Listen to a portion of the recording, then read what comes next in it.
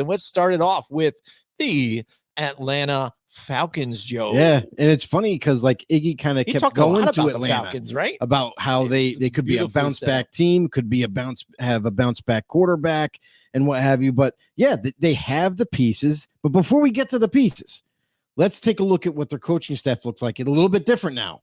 New head coach Raheem Morris, Zach Robinson, offensive coordinator, formerly of the Rams.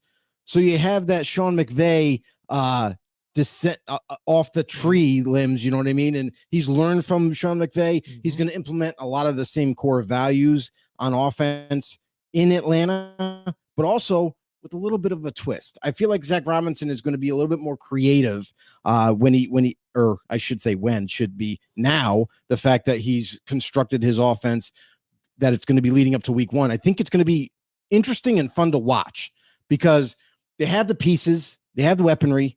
Now he gets to play with all his new toys in Atlanta. And then we'll start off real quick with the new toys. The new toys. I like it. You have Drake London. You still have him there. Yep. So he's young in his prime, and that's huge for them. The interesting part is that you're going to have some guys that might not be well known in this rotation at wide receiver.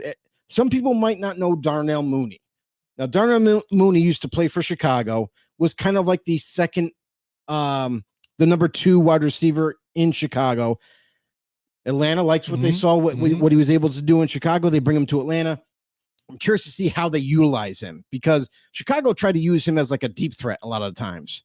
And then at times tried to do like short yardage, run after the catch type plays with him.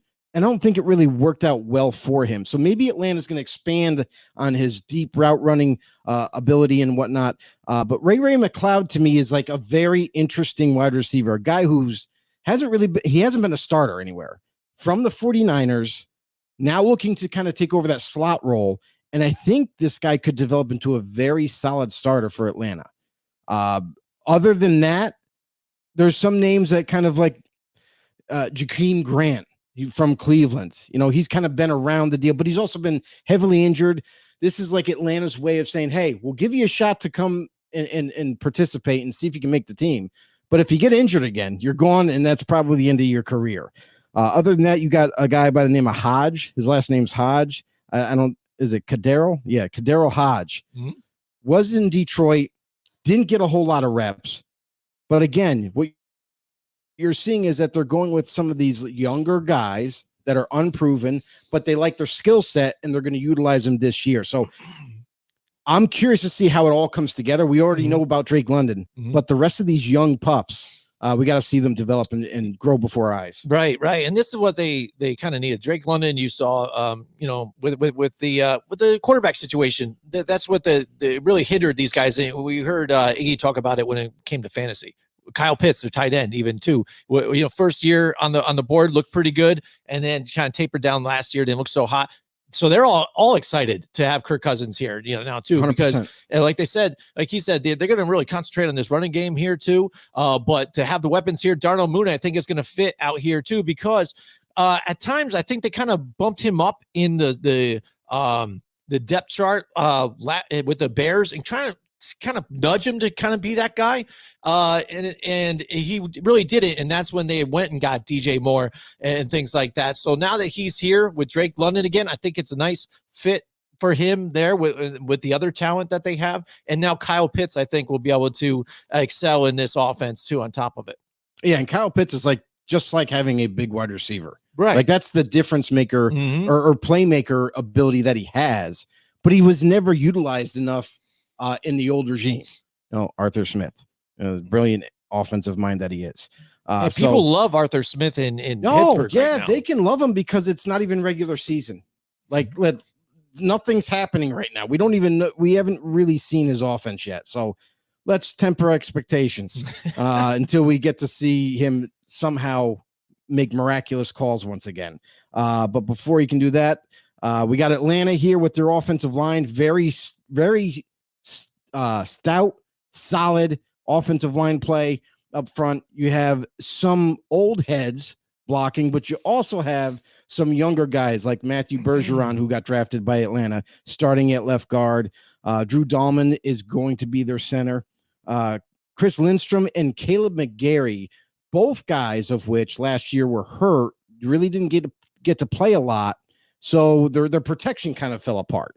But now these guys are healthy and they're ready to go. So we hope that for the Falcons' sake, that they have a very healthy offensive line this year, because they have Kirk Cousins that they need to protect and allow him time to pick apart defenses. And then the quarterback behind him, though, to me is the biggest question. In the draft, Atlanta picked 7th overall. A lot of people expect Atlanta fans alike too. Like, my brother's a Falcons fan, and you know that, Jim. Yes. But like, I was asking him, like, what do you think you guys need in the draft? He's like, dude, pass rusher. Like, we need pass rusher. It seems like Atlanta, every time they draft in the first round, they miss on they draft a pass rusher, but he never ends up being the guy, never ends up being the answer to their prayers. And he's like, we got to do it again. We have to draft pass rusher. And they went quarterback after just securing Kirk Cousins as with a 3-year deal. What? To lock him up as their franchise quarterback. And then on top of it, you're like, well, I don't think we should use the pick for a position of need or a position that we would like to have. I think we should use it for a backup quarterback.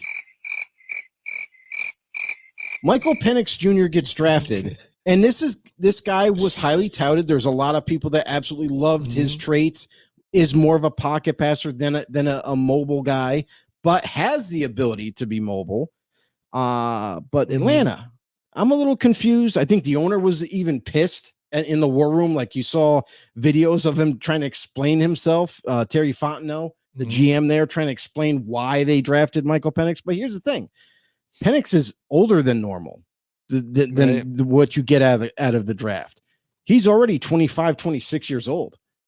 When Kirk Cousins, if he goes through his 3 years in Atlanta and then retires, you're looking at a guy that's going to be 28, 29 years old and now getting a shot to start in the NFL. So the explanation from Terry Fontenot to the public anyway was like, well, we didn't want to be caught in purgatory in that position.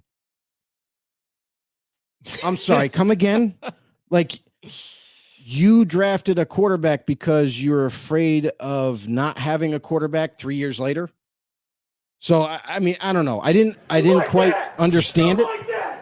And they still could have drafted next year to have a replacement with it. But the draft now with a team that is slowly gaining traction, becoming on the rise in that division in the South, that why not add to your arsenal? Why not add to a position of need or a position of that you can grow? So that was really confusing to me. I didn't understand it at all. Right. Because even too, if you're worried that Kirk Cousins is going to go down by injury or something like that, Taylor Heineke is right there in the back too, to fill those needs right there too. That could be he's a serviceable backup quarterback right there for you guys. So, I mean, you had that covered. And like you said, if that's the case, you wanted Michael Penix Jr. to be the next starter after Kirk Cousins, then you're really expecting that, even though like you said, you signed that contract, that Kirk Cousins really isn't going to make it, and you're going to have to turn the page like next year. Right. You know what I mean? Like, he just gets injured and then just walks away or something like that. But that's a gamble you're taking. Like you said, I think many GMs that, we've even talked to too, I think it was even Roderick has said, listen, when you do the draft, you want to build for the future, but you need to build for now. Right. And this team just was, right there at the top of the ranks just a season or two ago, and then still kind of was even in it last year, despite some of the follies that it had, especially at the goal line here with, Arthur Smith. But you allowed the Tampa Bay Buccaneers to get back in this division and take the division. You need to retool. You got Kirk Cousins here, that you did before the offseason, before the draft started. You need to fix that defense. Like you said, what the fans wanted here, and you needed to do that and attack that to get better on that end, especially with Raheem Morris here on the defensive side of the ball. You want to improve that defense and get them to where they're borderline top 10 right now. But you want to get them better here and get that one key guy. That's the one thing that they're missing. Yeah. And one other thing that I want to talk about the running backs, and Iggy mentioned it earlier in the pod, that he loves Bijan Robinson this year. He thinks that not only fantasy wise, but even in the NFL, like he thinks that this guy's going to have a phenomenal year and just kind of take the league over by storm. Bijan Robinson is very young, just drafted him last year in 23, and he was electric when he was given the ball. Why he wasn't given the ball enough because Arthur Smith's play calling, I'll never understand. When you have a talent like that, and you have other guys that you've drafted with Drake London and Kyle Pitts, you should be distributing the football to all of your pinnacle players on offense. So, and Tyler Algier, he's another stud. Like I feel like because they drafted Bijan, now everyone looks at Tyler Algier as the little stepson, but he is a man that runs with tenacity, a guy that can run through you, and very tough. So I think they got themselves two great running backs that they need to utilize this year, both and everybody else around and on that offense. Yeah, definitely. So on defensive side, again, like I said, pass rusher would have definitely helped this team out.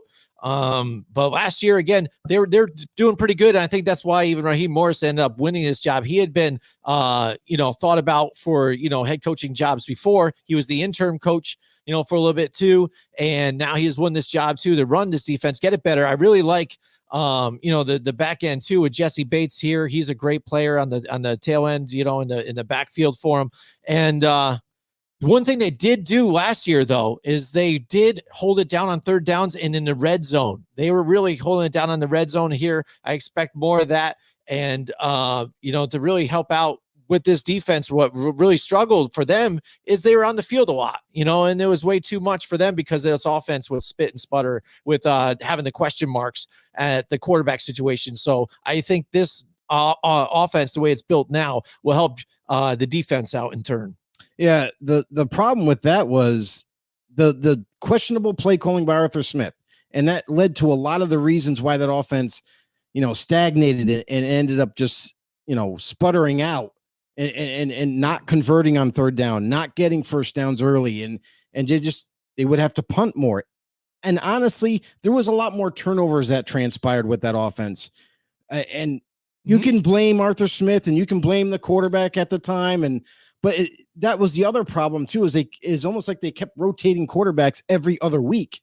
So nobody could get in rhythm as a QB, and no one could fully understand, Arthur Smith's play calling, and not even the players. They were questioning it at the end of the year. Like, dude, why are we doing this? Why are we running? Why are we throwing right now when it's short yardage? So I think going into this season, we'll have to wait and see exactly how much changes, because we have to expect that it's going to be creative and more high and more explosive, but we will see it this season for sure. And defensively, I just have to say that they still need to build that defense up, but the secondary to me is their bread and butter. The secondary, they've put together a really stout air defense for Atlanta.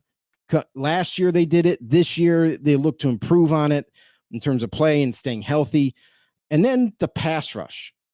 Atlanta fans have been complaining about the lack of pass rush for too long, many years, and they still haven't gotten the answer there. But they're hoping that some of these guys can develop and grow into their responsibilities here. It looks like they're converting to a 3-4 defense. So I hope that you see a guy like Lorenzo Carter kind of make his name known in Atlanta, become that pass rusher that he was once hoped to be with the New York Giants. Maybe he can kind of turn it around in Atlanta and become that guy for them, but we'll have to wait and see for sure.